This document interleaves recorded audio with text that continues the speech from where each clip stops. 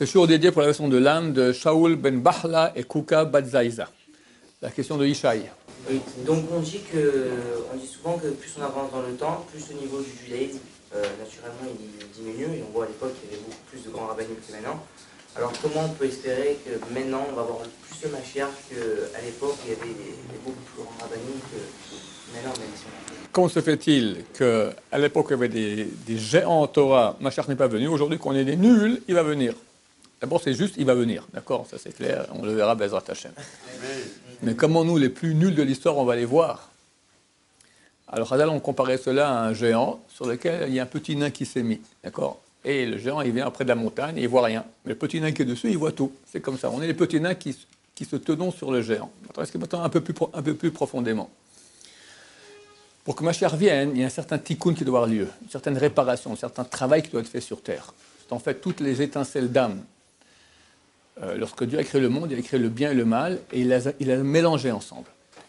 Et c'était pas trop, il y avait encore peu de mal dans le bien, parce que le premier homme a fait le péché originel, alors beaucoup de parties d'âme du premier homme, qui sont des parties divines, sont tombées très très bas dans le mal, et là il y a eu un grand mélange, beaucoup de mal pour peu de bien, mais il y en a partout du bien, d'accord, partout.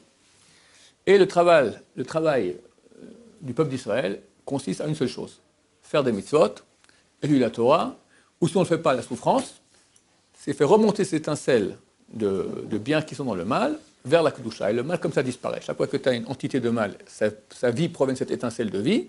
Tu prends par la Torah que tu fais, par la Tchouva que tu fais, d'accord? Tu prends cette étincelle, le mal disparaît et il remonte. Lorsque la dernière étincelle sera remontée, Mashiach vient.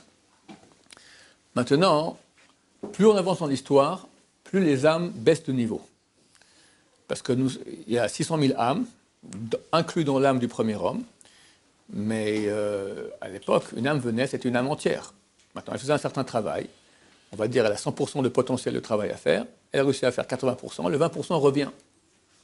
De ces 20%, 80% vont être faits, par exemple. D'accord? Des fois 2%, des fois 92%, peu importe. D'accord? Le pourcentage qui ne va pas être effectué revient dans une autre âme.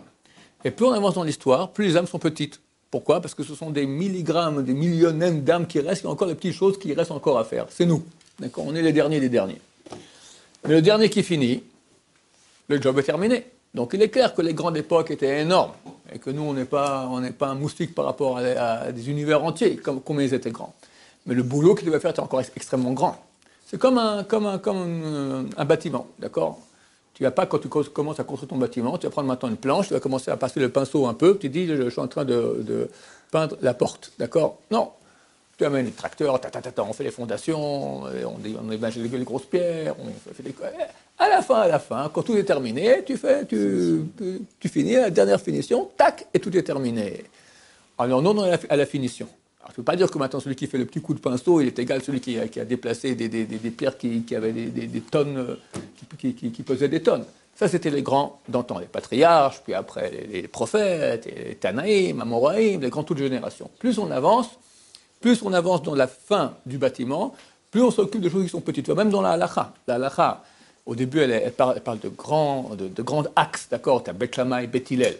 Après, dans Beth Hillel, tu as plus des marlokot, des Amoraïm. Après, Amoraïm, des Rishon. On arrive au plus petit détail. Aujourd'hui, c'est très, très, très, très détaillé parce qu'on est à la fin. On est vraiment dans le détail, dans la finition.